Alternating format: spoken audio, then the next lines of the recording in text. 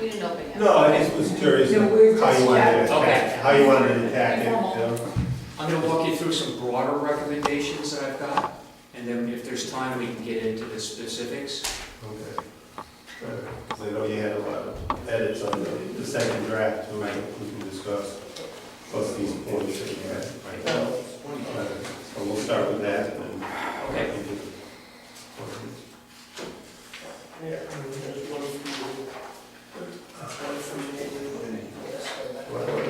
We're informal, so we can wait for. Yeah, I but already it's done not it. set. No, I know, I'm just, What's that? I was just saying when it gets to be done, we can have a quorum. so- Yeah, we can No, start. sorry.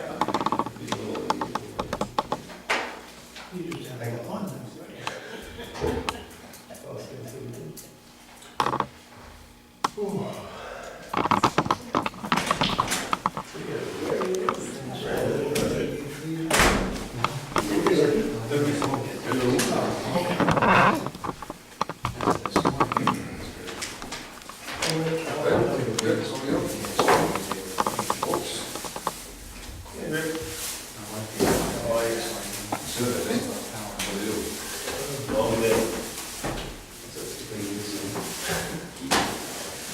You're retired, you do this stuff, you're tired. All day working, running around, getting rid of all the plants, we're all not cool, we are, tired of it. We're late now. It's so heavy, it rain.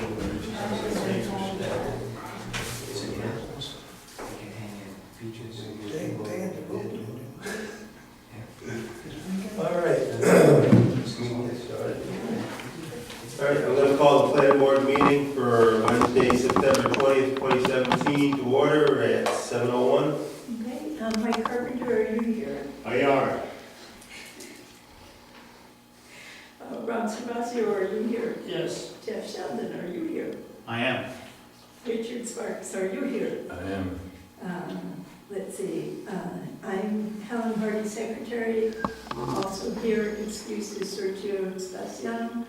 Staff present include planner Cheryl Maynard and assistant solicitor Joanna Miller. Also present are Scott Millar and Jen West. Jen West. West from Rosemont, Rhode Island. Rose Pietri. I'm here. Also present is Chair Joe Carey. I'm sorry, I know I'm supposed to say him last, and then I forgot. It's okay. And also present are people who have signed in, I hope, on the sign-in sheet. Thank you.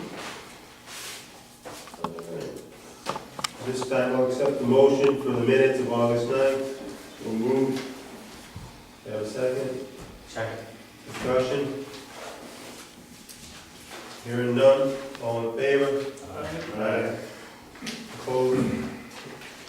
Okay, motion for the minutes of September 6th. So moved. Do I have a second? Second. Second by Rick. Discussion? Okay. I have a number of edits, as I have already said. I thought Cheryl did a fabulous job of putting together my notes, Joanna's notes and the tape. But there are a lot of things that are implied and not stated. And almost every one of them are not substantial. There was one thing that was substantial, and that was, or substantive, I guess is what you would say, not substantial. On page 2, in the first paragraph, where it's talking, Mr. Palucci was discussing purchasing the property, and in line, I think 5 down from the top of the paragraph, he said the motivation was to buy the property and eventually sell it. Is that correct? Do you remember that? I didn't remember that. I didn't remember that either. I thought it was that, and eventually to build a single-family home, although we all know that it wasn't zoned for He residential. had mentioned something. No, he had mentioned selling it because he did also mention that at the time he purchased it, he understood it was HC and not, but I think he did say that he had bought it for an investment, whether it was to turn it around or build something himself. Okay, so eventually sell it or, Build, he said build something, and then all of a sudden it turned into a single family home, so. I think it was purchased for investment purposes. okay. So So I investment just, investment for a business for himself. Right, It doesn't leave it for the intention to sell, I think. I think he did discuss that when he purchased it, there were a lot of small shops opening up in that corridor, and he did think that if he held on to it for a few years, it might become more valuable. and then he considered Yeah. building the house after the zone change in 2010. so my question for the other members of the board is, do you want to listen to me go through my edits, or should we table them?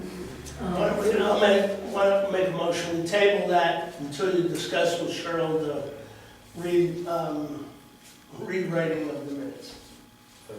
You have a second to table? Second. Okay, all in favor? Aye.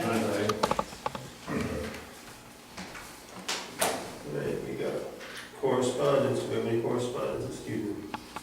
We do not. Okay. Board members' reports, anything from the Lynn Trust? The meeting, I think it's October 3rd, and they did go over, one of the topics was going over the Northway. So that'll be probably a subject that will come up on the 3rd. I couldn't hear you. I couldn't hear you. Yeah, they were discussing the north route through Foster, the Greenway. The north-south track? Hmm? North-south track? No, the Greenway, Helen, that's Thank you. Linda Tibbetts Greenway. So we'll have some more information on that based on October 3rd. I think that's Tuesday, October 3rd. Okay. All right, thank you, Mike. Okay, we have no report on conservation this evening. All right, moving on. We got continued discussion of the farm and forestry accessory business overlay district with Scott Mallock from Grossmart. Okay, Scott, you're on. Okay, thank you. Before I get into your specific comments, what I'd like to do is sort of give you a heads up on some lessons learned in some other towns that I've been working with, particularly Middletown and Exeter. I wanted to sort of compare and contrast.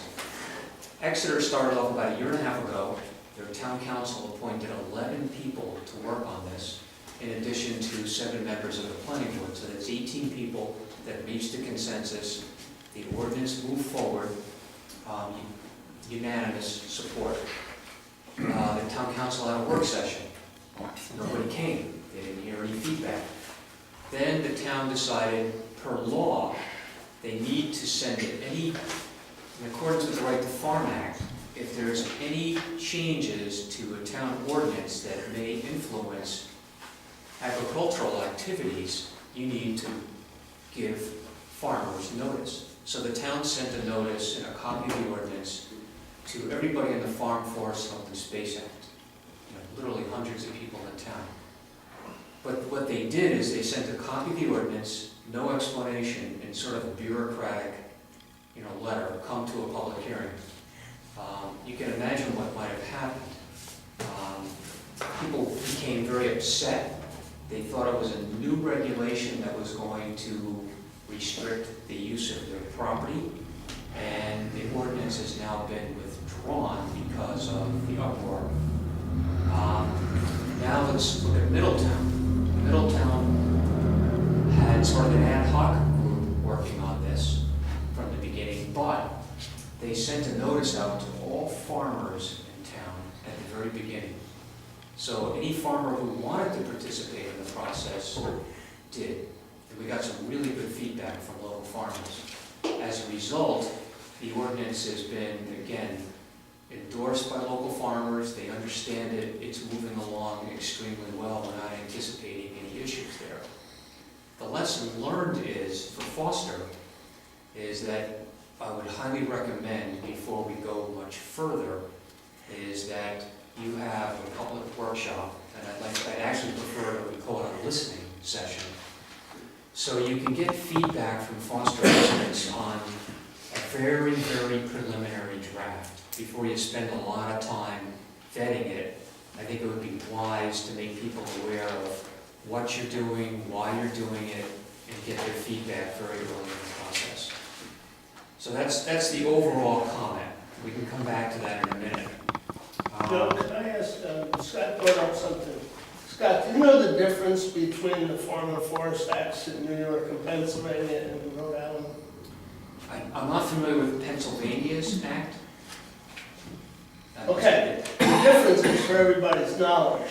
Okay, Rhode Island has the weirdest farm and forest. You can be on the Farm and Forest Act, protect your taxes, and then sell the property after X amount of years. In New York and Pennsylvania, if you're on the Farm and Forest Act and you ever decide to sell your land, you have to pay back all the taxes. That is protecting farms. Right. Okay, what we do here is protect future revenues when the farmers decide to sell. Because if anybody believes if Rhode Island ever changes their economic position, that this land is staying fallow, it's not gonna happen. Because when land becomes valuable, people sell to make money. Right. And this is not good farmland. But Just to clarify, I think the Farm and Forest is a benefit program. no, it's a state taxation program, and the way it works is it taxes you on your current use of the property. I own a forest land, so I'm taxed at the state recommended value. I think it's about $115 an acre now, something like that. Farmland is taxed in accordance with the crop that you have. So if you're growing hay, that can't generate as much revenue as if you're growing sweet corn, so you're paying less money if you're growing hay. And then open space is a whole different category. But that's I'm basically. familiar with the program, I just didn't know if the federal government oversaw it. No, this is a state program. Okay, they just do the math. So, I thought, I don't know for sure, but I thought if you left the program and sold your property, then you had to pay the tax break that you got back. No, it's Not 90 if you years. sell it. If you sell it, I think, if you stop using it, if you come out of the program early, you have to pay it. Early. Okay, yeah, but if you go, what is it, 20 Yeah, years? No, I actually think it's 5 or 7. but it's I- prorated. I think. It's prorated, I think it is 20 years. So, After the only 20 reason years. I brought that up, okay, is because to show you what we're trying to do here has short-range protection versus long-range protection in other states. This is, and it is a taxation program, so it's wealth production. And keeping land fallow until it becomes valuable. We should know, I hate to, I didn't mean to do this and I don't want to change the subject, but we should know what we're dealing with, realistically. Anyway, I think you have some recommendations. Everybody have a copy of this dated 9/20? Yes. So these are some of the lessons learned from Exeter. I would strongly recommend that we delete the term overlay district. It created a lot of confusion in Exeter. This technically is an overlay district, but I don't think we want to get into semantics with people who aren't familiar with looking at zoning. Historically, overlay districts have been used to place additional restrictions on land, such as a groundwater overlay district. So a lot of landowners in Exeter, just when they saw overlay district, they jumped to conclusions that it was going to be placing additional restrictions on their land. So we decided, let's get rid of the term. We don't need it. It's creating too many problems. Also, in number 2, I would add to the purpose right up front to make it clear, this section does not restrict or limit any agricultural activities currently allowed in Foster by town ordinance or by state law. So you're making it really clear this is not a new regulation for farms. This section adds new accessory uses if these uses can comply with the accessory use conditions in your ordinance. So just making it really clear what this is, because there was a lot of people just weren't that clear, unfortunately, in Exeter. Something else that created a lot of problem, and number 3, is I'm recommending we delete the small, medium, and large categories. I like the concept, the other towns I'm working in like the concept, but here's what happened in Exeter. Somebody had 4.8 acres of land, he's currently a farmer. He thought that was because we're saying that you have to have 5 acres to be considered a farm under this ordinance, it was going to put him out of business. Obviously, that's not the intent, but this person went on Facebook, put out something that he was going to be put out of business. A lot of his customers got angry about that, and it turned into a huge controversy. So to avoid any more confusion like that, I'd recommend you delete the concept of small, medium, and large farm. You can accomplish the exact same thing by using lot size. That way it avoids calling farms small, medium, and large. I'm sorry, can I just clarify that with you? Is what you mean to say, call it small, medium, and large, and eliminate lot size? We're deleting small, medium, and large from the definition of it. The 4.8 would have fit into the definition of a small farm, and so, Exeter defines small farm as 5 acres and up. So this person thought yeah, he was Okay. not going to be considered a farm anymore, and he obviously was very angry about that. okay, so, I'm sorry, Scott, can you continue and say, so how do you propose to clarify? So what instead you of said? saying we're going to have a small, medium, and large farm, we're just going to define it as a farm and a forest. Yeah, And then under your accessory use conditions, for certain uses, if you feel they're not appropriate on certain size lots, you can put a lot size requirement. okay, That's an easier way to do it, yeah, and it's less confusing to people. But it accomplishes exactly the same thing. Horrifying. I have 50 acres, but my house is 150 feet from his, and I want to do firewood production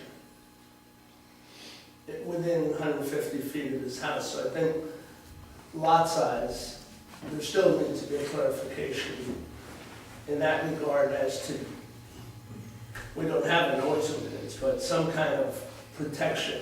Well, we do have setback requirements in this ordinance. As a matter of fact, they're 150 feet. So your house could be close to somebody, but where you're doing the processing, that should be 150 feet away. And a lot of that is to help mitigate noise. 150 feet isn't going to do it. That's good. All right. That's a minimum distance. The fourth thing I would suggest that we do, there was also some confusion in Exeter that people thought that this new ordinance was going to have the town reviewing what they grew on their farm. I don't know how they came to that conclusion, but clearly it's not in here. But we want to make it really crystal clear that that's not the case. So what I'm doing is I'm making it very clear that basically any use that would be allowed by the Right to Farm Act, you can do it. It's already in state law. So let's just be up front. You can do it, there's no town review, you have the legal authority to do it. Just being very, very clear.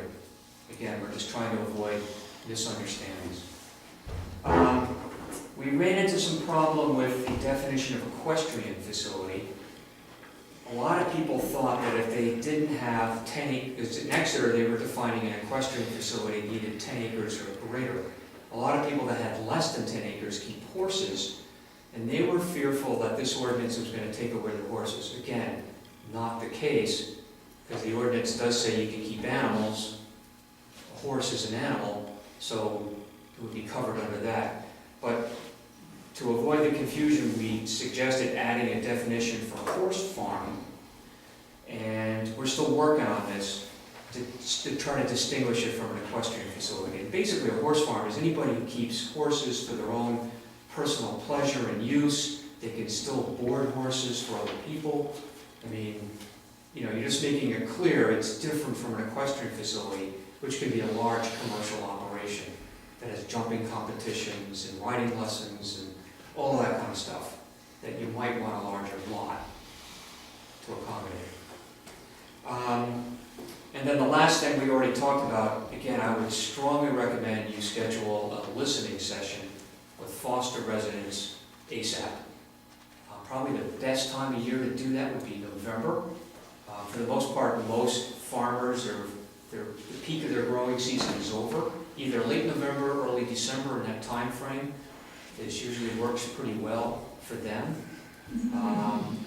And I think it would, and again, you're legally required to give anybody a notice, and this would be a good time to do that. Instead of waiting to the end of the process, like Exeter did, created a lot of problems, it'd be best to do it at the beginning of the process. So they'd only have to notify the people that are in the farm forest open space, or anybody having a farm in town also? I mean, the way I would do it is I would try to be cautious. The law says you're only required to notify people who get on a list to request notification under this act. In Exeter, that was only a handful of people because people just didn't know about the law. So they decided, and I thought it was a good idea, to send it out to everybody in the Farm Forest and Open Space Act. It's a bigger list, because this ordinance really does affect a lot of those individuals. And that way, the word spread to anybody who technically wasn't on the list.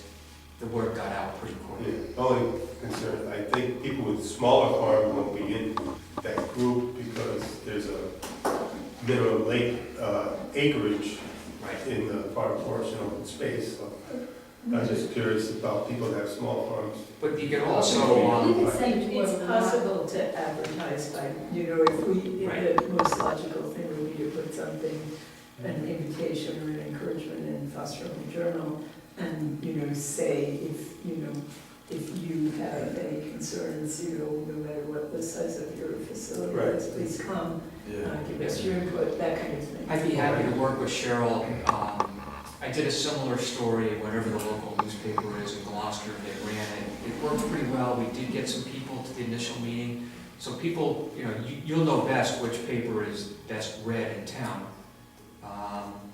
And we can get something in the local paper well in advance of the meeting, and that'll work too. Joe, I have something for you, Attorney. Could you review the Vernagro Pig Farm case back from 1990, Gordon? Round Hill Road.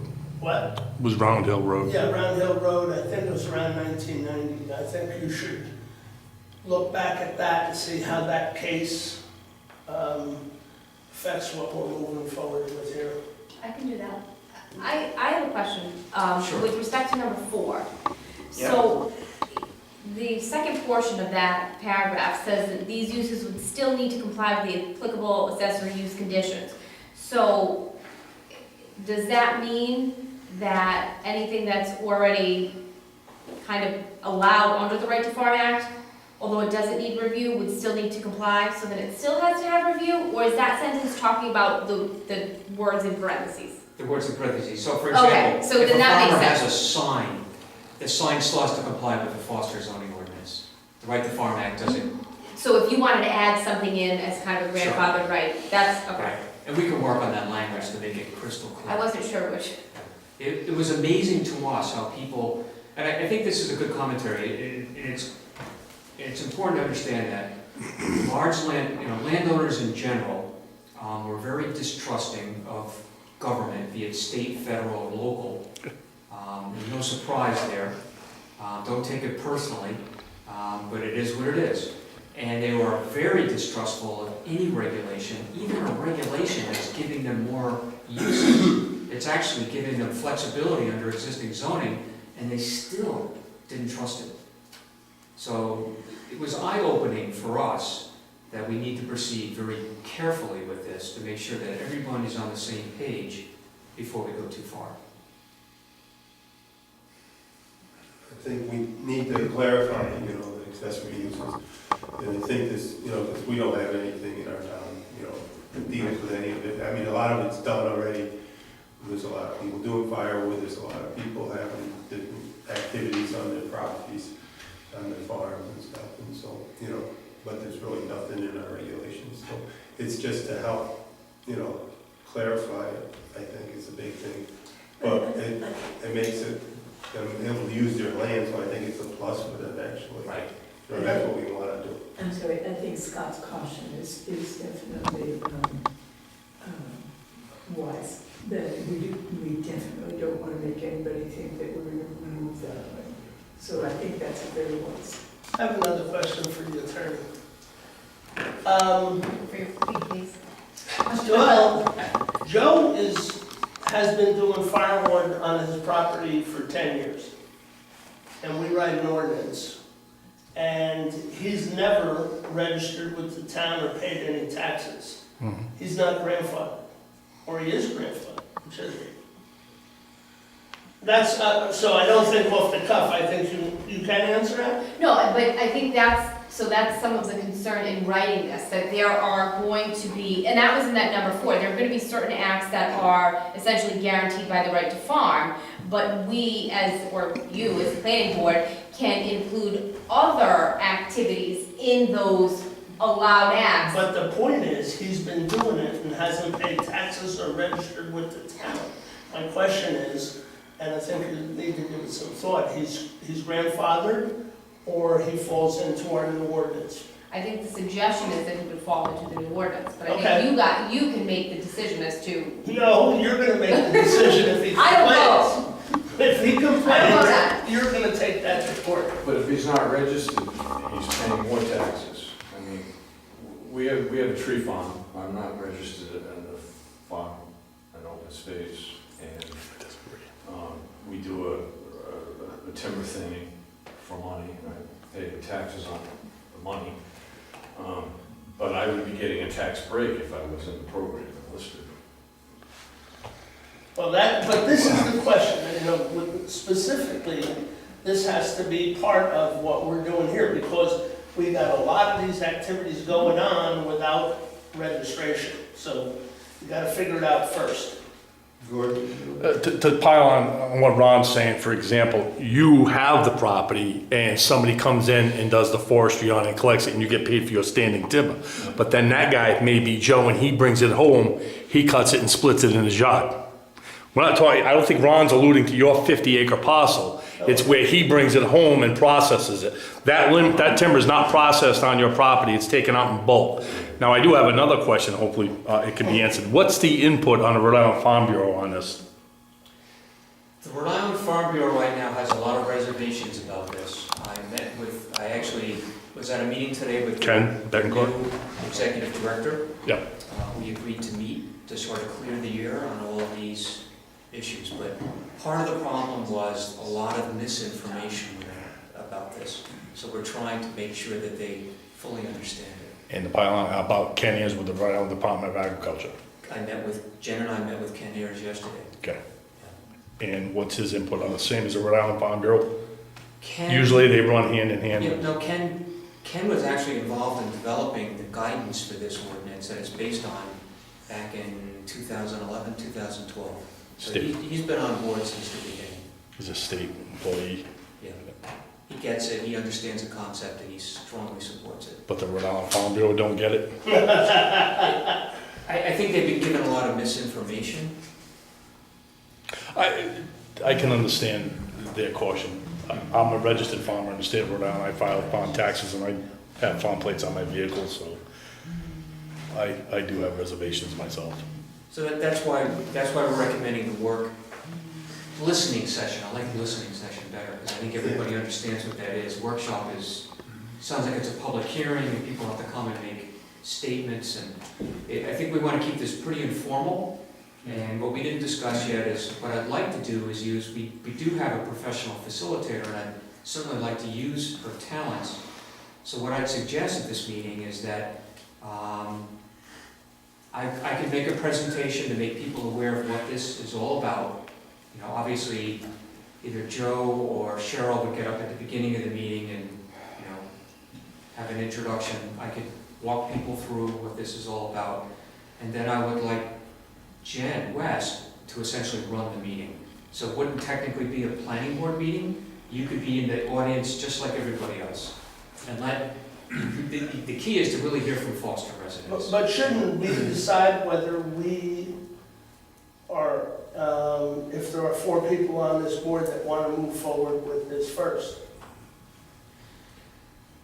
Absolutely. Yeah. I mean, if you don't want to do anything more on this ordinance, then yeah, there's no sense having the public Right, so workshop. that's, first of all, the board has to be made. I thought you already, Because I that thought was you already something voted he- to proceed. Well, and we're here again proceeding, but Okay. at some point, see, I'm still trying to figure out, and I don't want to waste time. I'm still trying to figure out where this is coming from within the state. And Gordon just asked a question, we haven't talked about this at all. Who's pushing, who isn't pushing, where's it coming from? And I don't even think the state seems to be in alignment on this. When you say state, it's, I don't know who you're referring to, because obviously but this is based on guidance that was developed by DEM.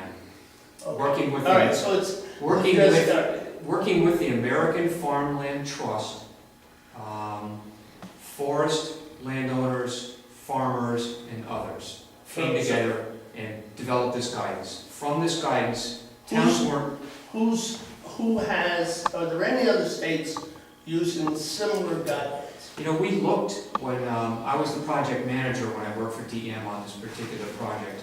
We hired American Farmland Trust because we didn't want to reinvent the wheel. We said, look nationwide. What are other states doing, or counties? Because we want to learn from them. They came back with nothing. Right, No one else is doing this. You know why? Because it's difficult, it's tricky. A lot of people who live in a residential zone don't want businesses there. So we were trying to find a way to allow businesses that were historically in the town of Foster, but do it in a way that's going to be acceptable to the community as a see, whole. but that was one of my first question to you. Rick has I'm going to call you a forest farm, okay? In New York State, if he was doing that, he'd be registered and he could never sell his property. It would always be a forest farm, and it wouldn't be sold. If he wanted to sell it for house development, he'd owe all the back taxes, all the years he owned it. That's what protects the property.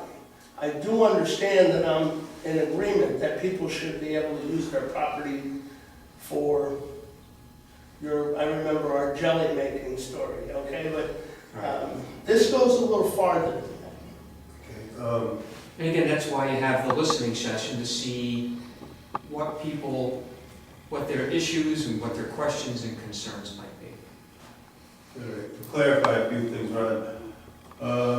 The first meeting, when, I don't know if you were on the board at the time. I was on, When he came in to see the board, he asked if the board would be willing to go forward, and the board voted for him to start working on the first draft of this.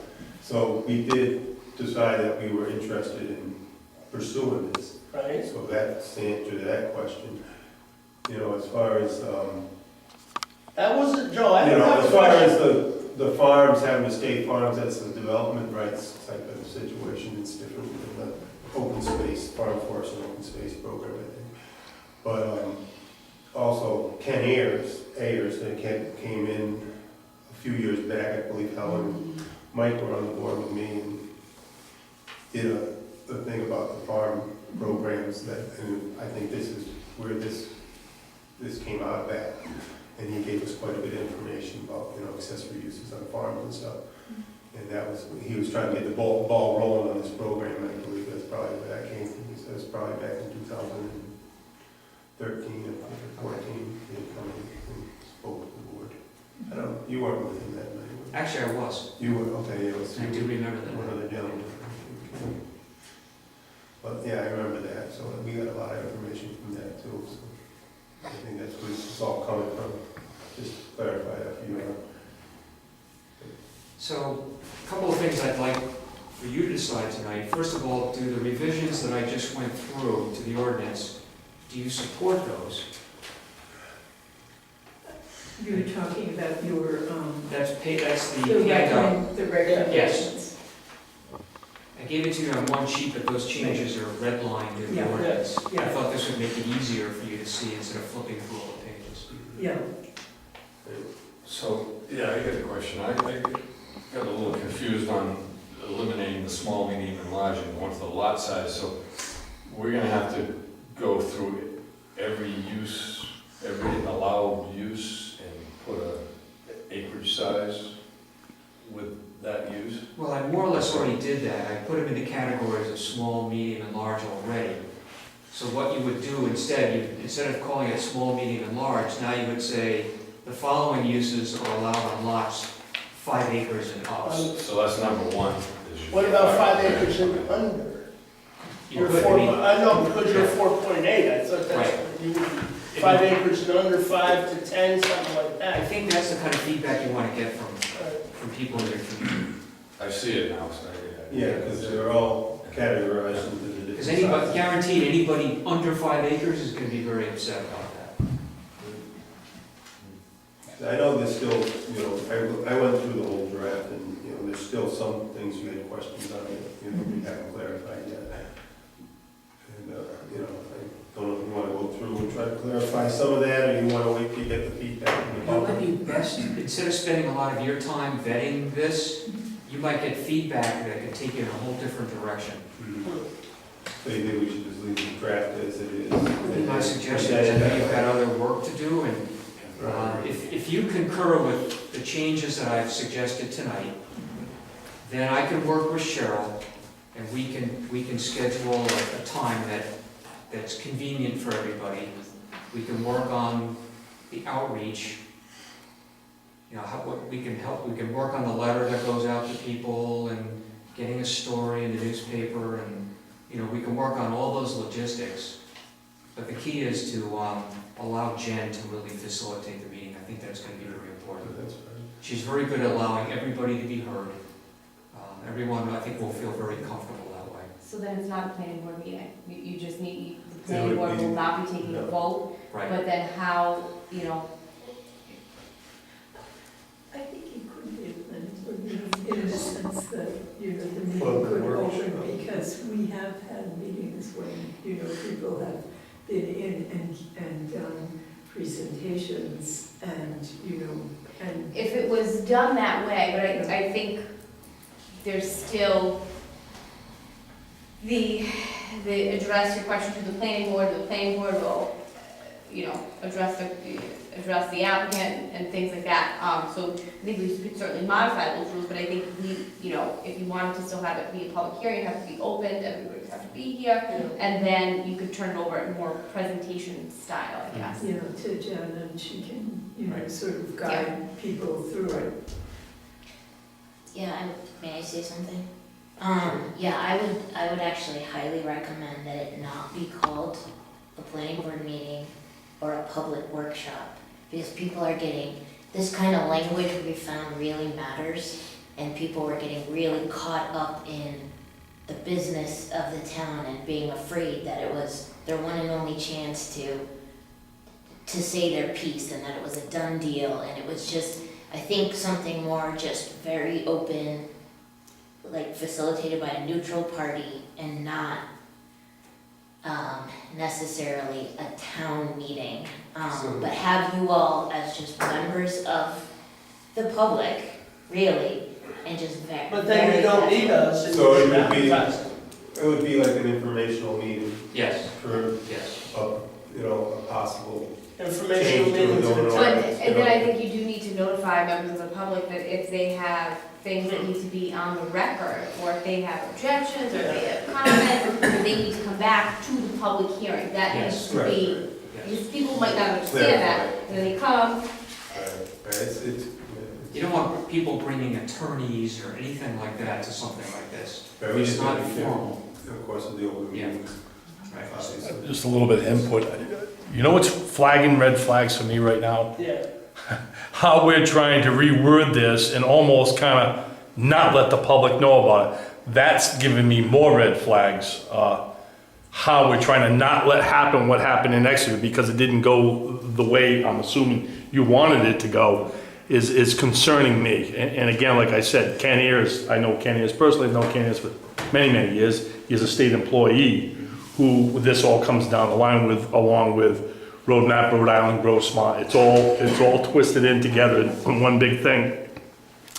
But the Rhode Island Farm Bureau, I do put a lot of weight in. Ken Betancourt was there for many, many years, and I'm involved with them to some extent. And I do put a lot of weight into their concern, and if they seem concerned, I'm very concerned. A lot of the things you brought up in your scenario, we already allow in the town through a special use permit, which actually takes it, I think, even a step further where the neighbors have an input individually on that piece going on. We have wineries, we have farms that have multiple things and corn mazes and everything else, and everything is done through a special use permit. I think this kind of, I'm always scared of more zoning and adding it because it adds more legal fees, more fighting, and more issues. So I have reservations, and the red flags are coming from, it almost seems like we don't want the public to know about this. We're changing words. Could the planning board make a decision what our recommendation of what meeting is going to be run? Okay, versus, I know Scott's a information person, we have a facilitator, we have a discussion already going on. The planning board should decide whether it's a planning board meeting or an informational meeting that we attend. I think So the attorney is saying Right, I something. think we should probably follow what Joanna's saying, but Okay, so you're gonna poll the board. I think we should maybe consider having it as a planning board workshop with a presentation from Grossmart, from Jen. You can call it an If interactive. we did that, I mean, the first time when we were Right, at the school. first time, yeah. And You know, there was the and she video and the spoke, polling and stuff like that. Just an agenda item, and that's probably a good idea. So can you poll the board with your, When you pull the board, Helen, to see if they all agree with that. Okay, so the question is, should the Planning board would have a workshop meeting, and would have Jen and Wes with Grossmart do a presentation to inform the people in the town of the farm accessory use. Which would be an interactive presentation, so that the public could actually direct questions directly to Scott and Jen and answers would go back. There would be a dialogue between the two of them. Correct. All right, so. Good. Do you want to speak? Sure. I'd like to ask a question. You were asking about these recommendations, how, you know, what we like them or not. No town review for agricultural use is allowed by the Right to Farm Act. You had said earlier that Rhode Island Farm Bureau is not giving you a good reception to this. Aren't they more or less the arbiters of the Right to Farm Act here in Rhode Island? Actually, the state is. The person that makes the decision on what an agricultural activity is the director of DEM by that act. So, they sound like they might have conflicting purposes there. I think the person who it really comes down to at DEM is Ken Ayers. And I think if you talk to the Rhode Island Farm Bureau or any farmer, they would tell you he's been very liberal in his interpretation of that act on behalf of farmers. Okay, we're gonna poll the board first to make sure that everybody's on board with the workshop, and then, you know, we can still ask further questions to Scott after that. I want to clarify that the board wants to go forward with that. So we're gonna poll the board, and everybody knows what we're voting on, right? Okay, Rick, Yes, I'm in favor. I'm in favor if we present a view of what, if we're prepared to present a view of what we want, what we as a board want. It's gonna be based on the draft, the second draft that we have. And then we're gonna revise from comments, probably. Right.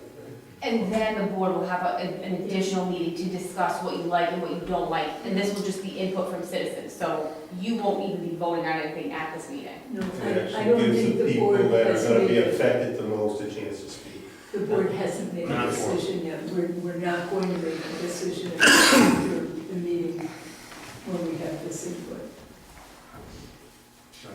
And so was that a yes? That would be it. He said yes, it's all yes. All right, Ron? Yes? Mike? Yes. Yes to me, and Joe? Yes, of course. Okay, so we're unanimous that we would like to have it as a planning board meeting, as an informational workshop, to have Scott and Jen run an interactive session to get input from the public. And we would advertise the meeting in the Foster Home Journal and the Observer. And we can advertise it as a listening, As a we listening. can use that terminology though within Yeah, that's a that. nice- A listening. Yeah. You requested that they send out to the law enforcement officers actually Yes. copies of the I draft. wouldn't send the copies of the draft, because that makes it sound like you've already decided what it wants to be. Instead, I can work with Cheryl, I've already developed sort of a fact sheet that gives them the big picture. It's important to understand what we're trying to do. This may not be, It'd be too much, yeah. it's too much to absorb, and this may not even be close to what you eventually adopt. Yeah, because there's a lot of questions in this. Yeah. Yeah. conversation. I'm I think it's best just to listen to people first, Yeah. and then you can sort of process all that information, that'll give you a better idea where you want to go with this. Yeah. We still subject to a public hearing when we're all done? Yeah. Yes. Jeff, did you still want to continue? with- Yeah, just one other question. Under the accessory use thing,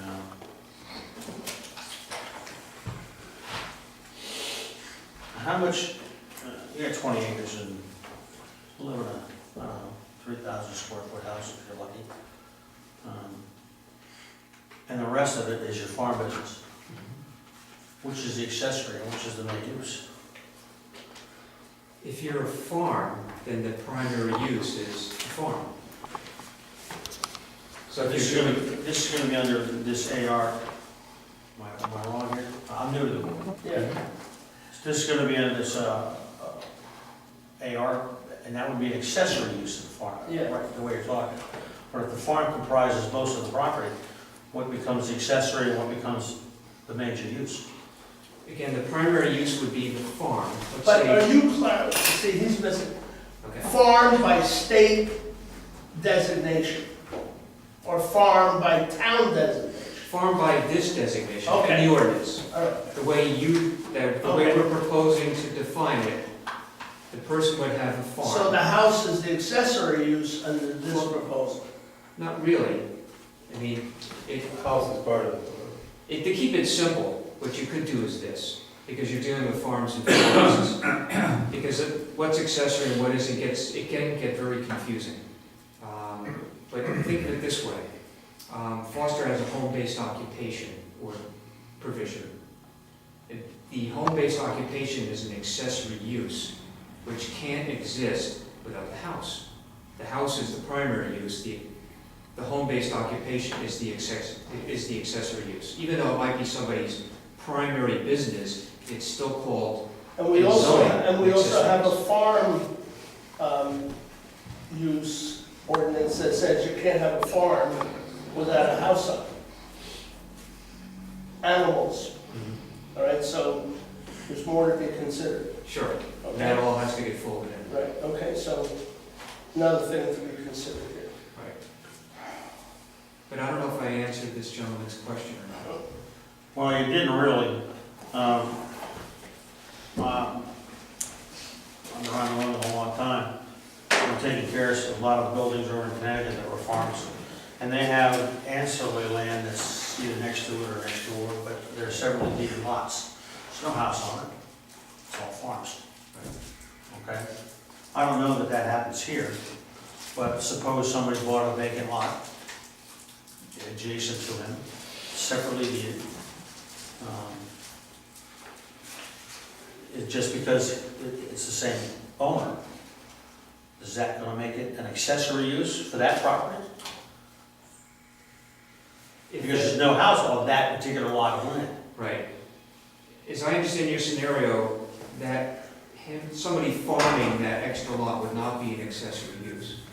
If somebody had one of the uses that we're clearly calling an accessory, say he wants to put a farm cafe there, that would be an accessory use. Okay. Does that help? There's a lot of guys running around town buying up lots right now. Okay. They want to use them as farmland and their houses on their own, on its original place. He may have farm use on several different pieces of property. If he's making a buck at it, he might want to do that.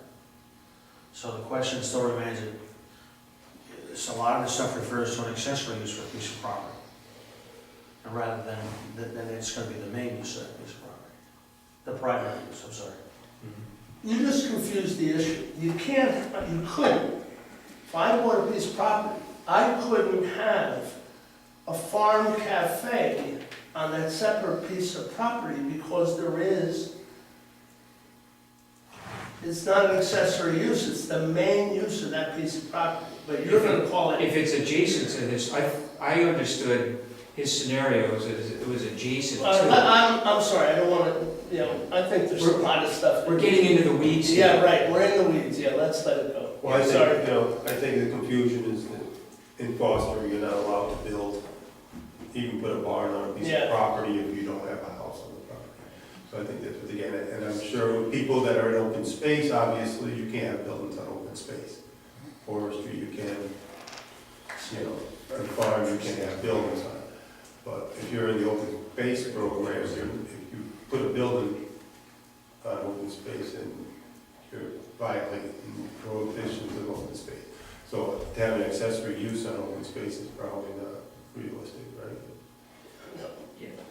One suggestion, as you get feedback from people, and if people start tripping over what's an accessory use, because these are legal terms, unfortunately, they're in zoning, if we use them, we have to follow what state law tells us they are. We have no choice in that.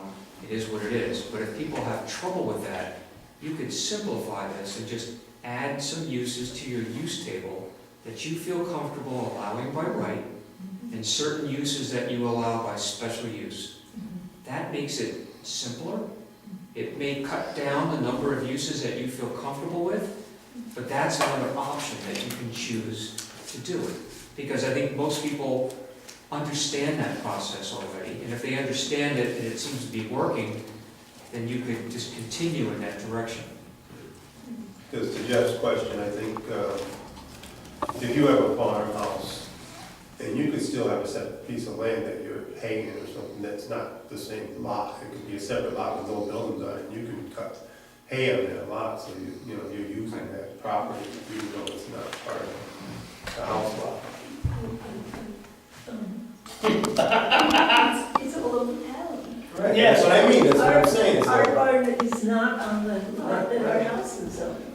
Now, when we moved to town, we made an Pre-existing. application to, when we moved to town, we made an application to put our wood shop in the barn, which is on a separate lot. We were denied. We had to build the wood shop on the lot that the house was on. But the barn wasn't pre-existing, actually, and it was actually a different owner as the house lot.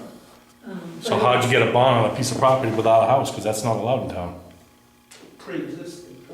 She said no, Well, anyway, Pre-zoning. so She's anyway. been here a while. pre-existing. So Okay. To Helen's point, really, the board needs to have considered this very carefully, because Helen started out with, this is going on all over town.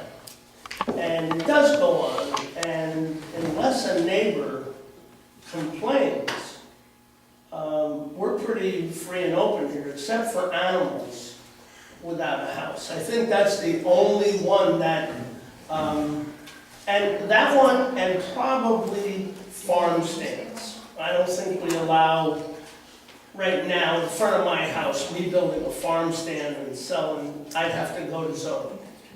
Recession use. Like the Farm I Act. what Scott was saying about, Like the Farm Act, can't you know, stop that. just making it a part of the zoning ordinance. You know, as I was going through here, there are a couple of things that were happening, and I think maybe as a advisory for our listening session is, you know, I would say, wait a minute, you know, we can't disallow this, and then I would say, oh no, there was enough, you know, there, or something. I mean, there's so many different categories, and it seemed complicated. Where if you have, you know, your zoning, you've got your use table, it says farm stand allowed by special use permit, or whatever. So there's, I bet you if we all sit down, a lot of people have lived here a long time now.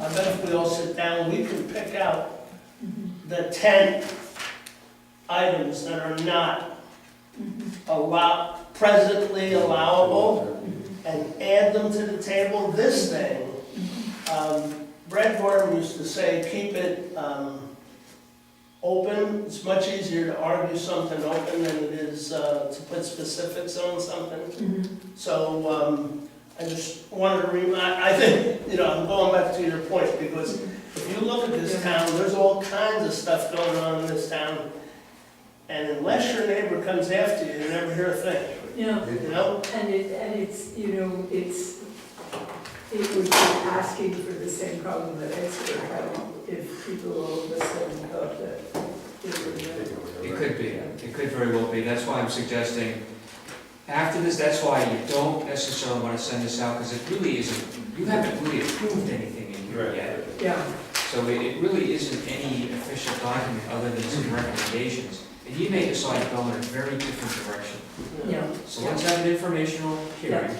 Yeah. I'll think about how I want to present some of this stuff, because Yeah. the more I'm hearing it, it may, Foster Franklin may not be ready for this. It might just be a little too complicated. Maybe it's best to keep it a little simpler. So you might be thinking about allowing things, certain agricultural activities that people are already doing and are allowed under the Right to Farm Act anyway, adding those to the use table. I don't think anybody could really be upset about that. Right. And adding certain other things that you might want to consider as a special use Yeah. in your use table. That keeps it sort of neat and clean, very simple. I think some of this other might be a little too much. Yeah. If you're not comfortable with it, it's pretty clear the public is not going to. Are we still comfortable going into this? I just would, if I may, Joe, also think a little bit more about the intent, kind of revisit the purpose Sure. section, that it's to help encourage people to keep their land. And so, you know, people coming into town, buying up property and putting up things, I mean, that's probably not the intent of this. The intent is to provide opportunities to not. Agricultural. Right, right. Really, the intent is to give landowners more options to generate revenue from their land. Right, That, in its simplest terms. right. Thank you. But I'll work with Cheryl on that. We'll confide on how we want to move forward with this. But this feedback I'm getting from you tonight is very good. This is very helpful. In the meantime, I don't really think people should decide, the people on the board should think about the things that are, the wrong word, but offensive, okay? Yeah. Right, you know, to the townspeople, and that may be what we want to work on versus Yeah.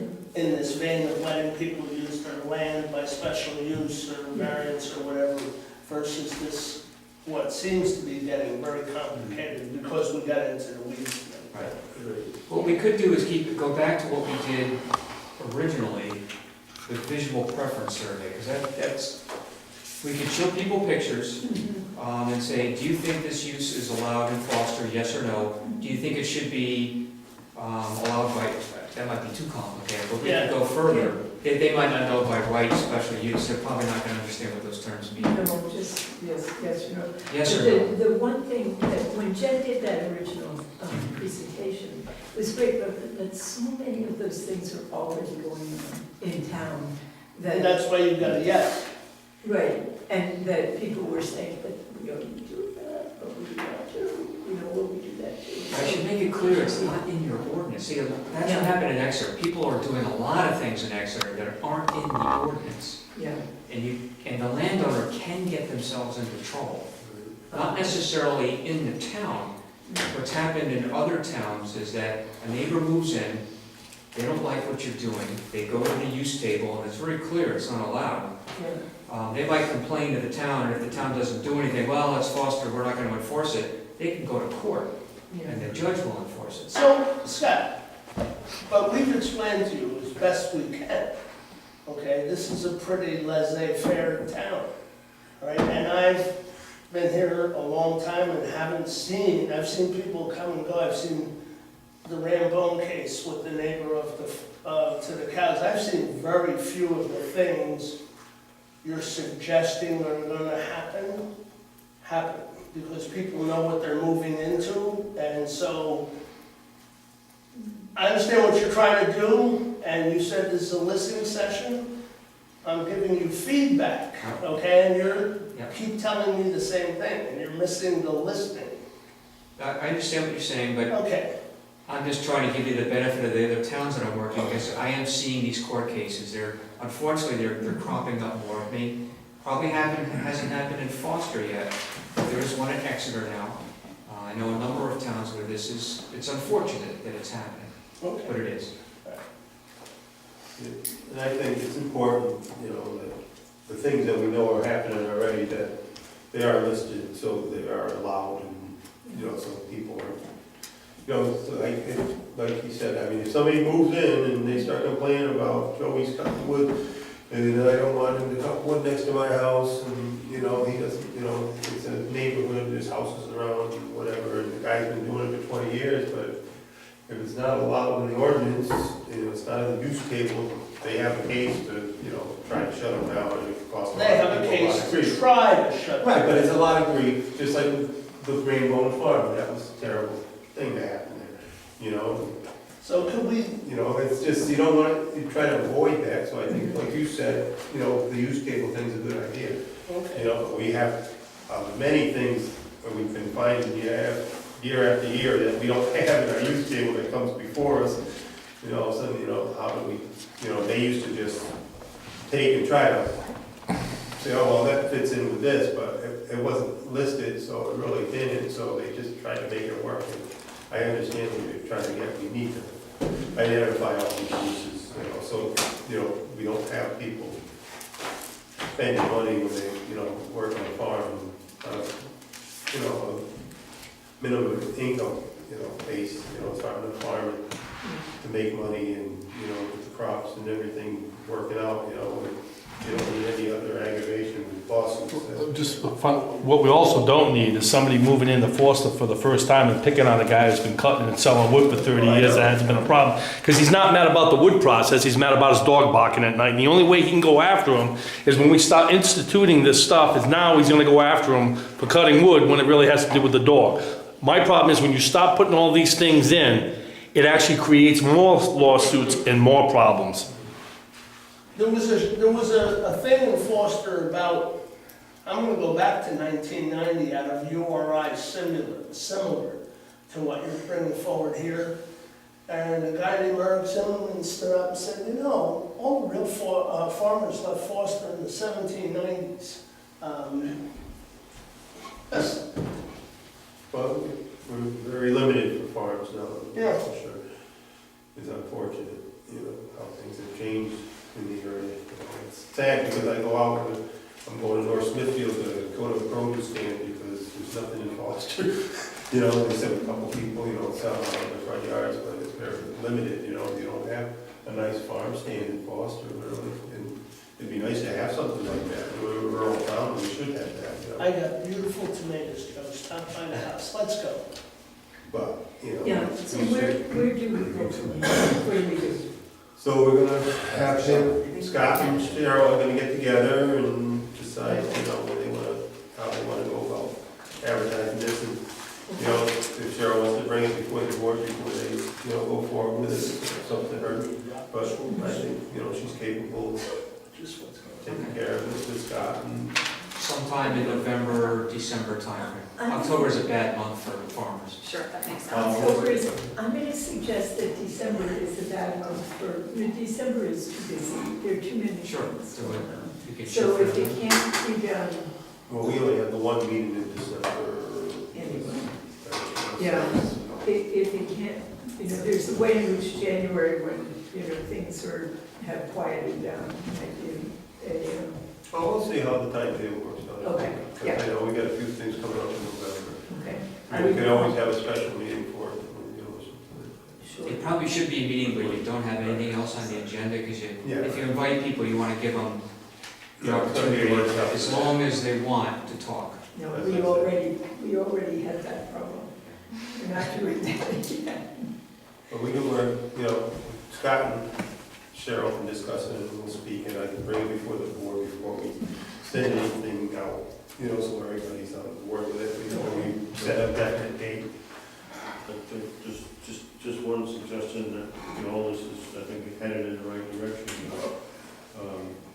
Putting that meeting together, it's gonna be a workshop, you're gonna do a presentation. I think the draft 2 here is pretty much down the road.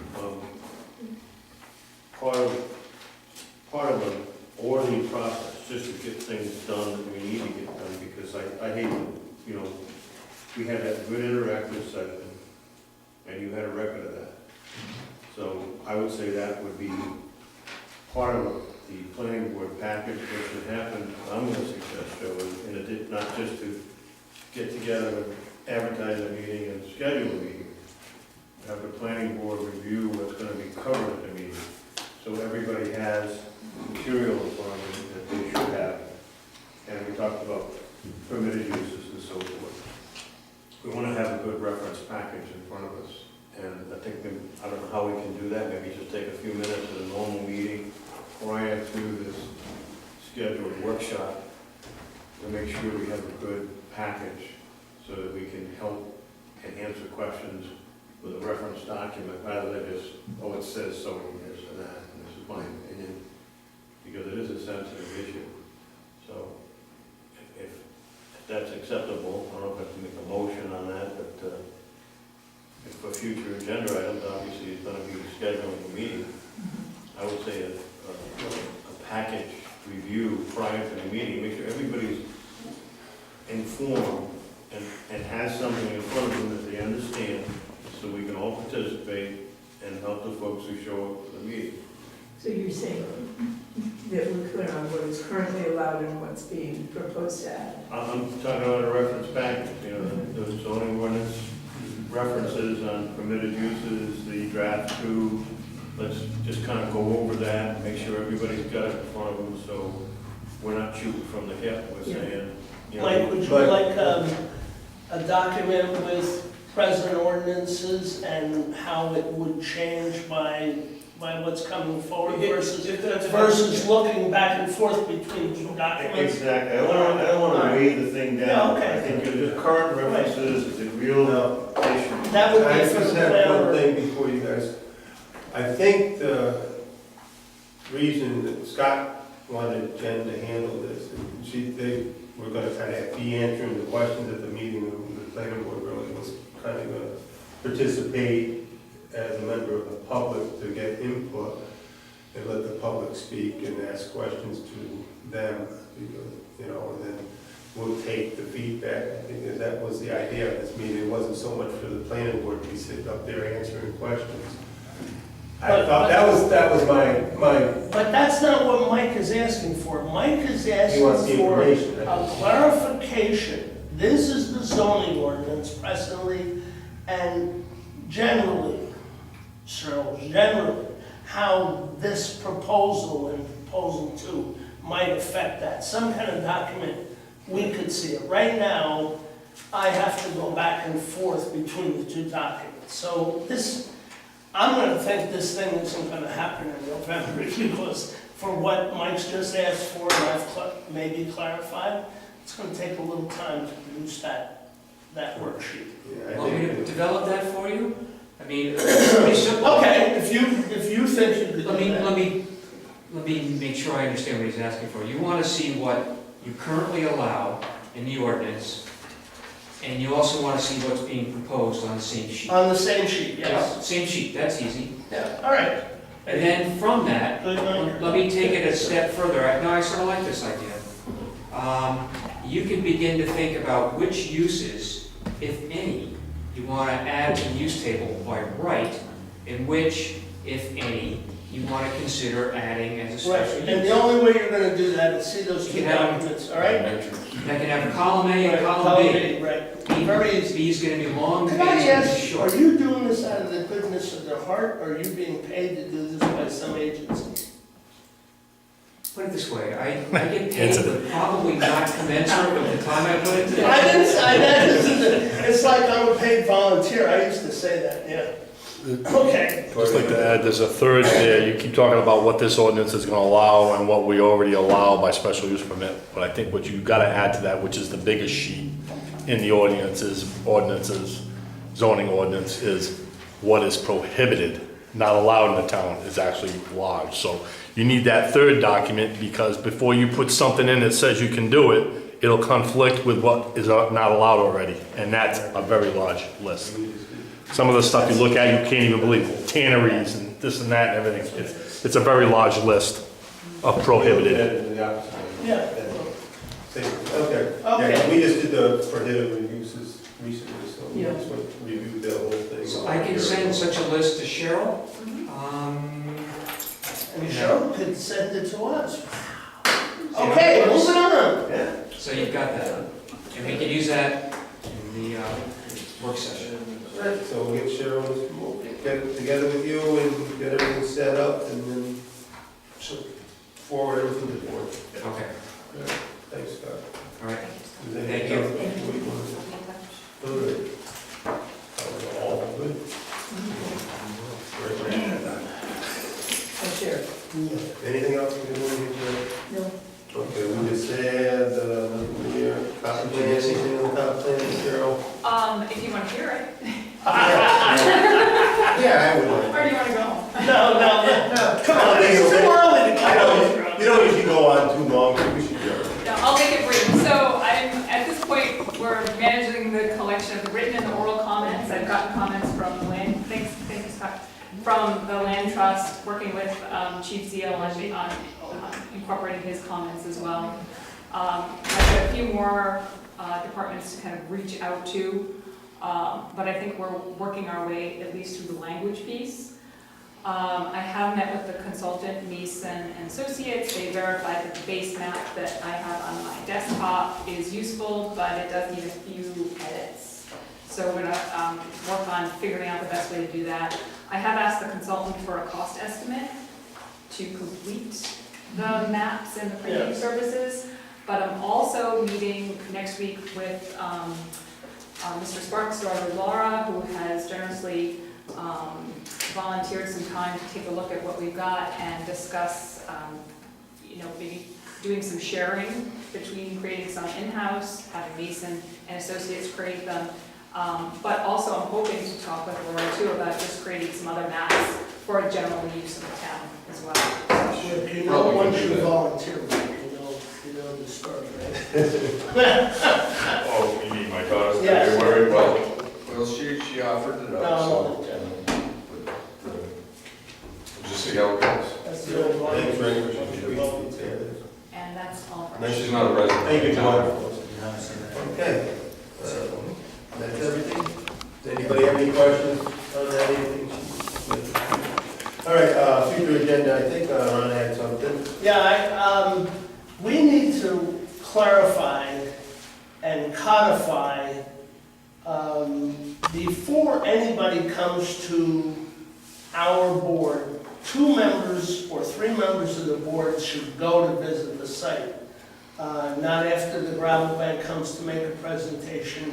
So on a future agenda item, I'd like a discussion of either Joe or the planner, or when something comes in, somebody's got to volunteer, we've got to have people go and visit the site. Historically, Helen, you know we used to do this, all right? And it seems to have fallen off. So I'd like it back as procedural, Requirement. yes, thank you.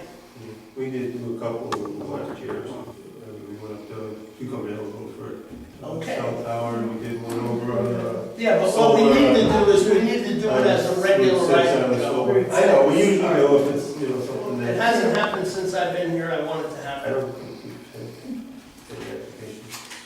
Okay. Anyway, also we had some firearms shops, use table. Amendment, yeah. That was requested by the town council. That's gonna be on our next meeting, I think. Was that the 6th? The fourth? Is the 4th? Yeah. We don't have a calendar. Yes, fourth. Mike used to be our calendar guy. Everybody's got a computer. I don't see wind turbines on here. You guys solve that problem and take it off future agenda items, all done? What's that? Wind turbines. I see marijuana ordinance, but not wind Well, turbines. that's not ongoing, so it's. So isn't it's not marijuana ordinance, anymore. ain't it? Yeah, but that's. So some ongoing things are on future agenda items and some aren't? Well, that's just a continued thing, so it's not a future agenda, we're still working on it. We're actually getting we're getting some maps and stuff put together, so we could, What, for the marijuana one? no, for the wind turbines, that's why it's not. Oh. It's actually, there's work being done on it behind the scenes, I didn't know if you had finished it or not, because it wasn't on there. No, it's not finished yet. We were waiting for a few things that people were worried about, that they wanted before we discussed it again, because without that, it didn't seem like it was going anywhere. So we're just waiting for that information. What I actually had for a future agenda item, I think the board should be polled to see if there are 4 board members who want to move forward with wind turbines, because if there aren't 4 people on this board that believe they're beneficial to the town of Foster, we should get it off our list. We could do that in the next meeting. Yeah. I had asked that. I mean, if you want to just do that, just to see, because we don't want to spend more time on it, if the board took out, you know, because me and Cheryl has discussed that, because there's a lot of controversy there, so we might not want to just say we don't want them in the town at all. And there was that thing about 3,000 feet, Cheryl, that I would ask for clarification. On sound, Yeah, sound. right, sound Yeah. traveling up and Yeah. down, depends on the topography, so, Yeah, but I'll forward that to you. Yeah. All right, thank you. I think it was difficult, because the last time we did work on it, there was only 4 members here, so, you know, it's something you couldn't really decide with 4 people, so that's why I think it's better if we have a full board, if we do vote on that. You know, If surge comes. everybody can- Yeah. But at least have more than 4 people here. All 4. There's 1 for 5. Okay, accept the motion to adjourn this night. So moved. All in favor? Aye.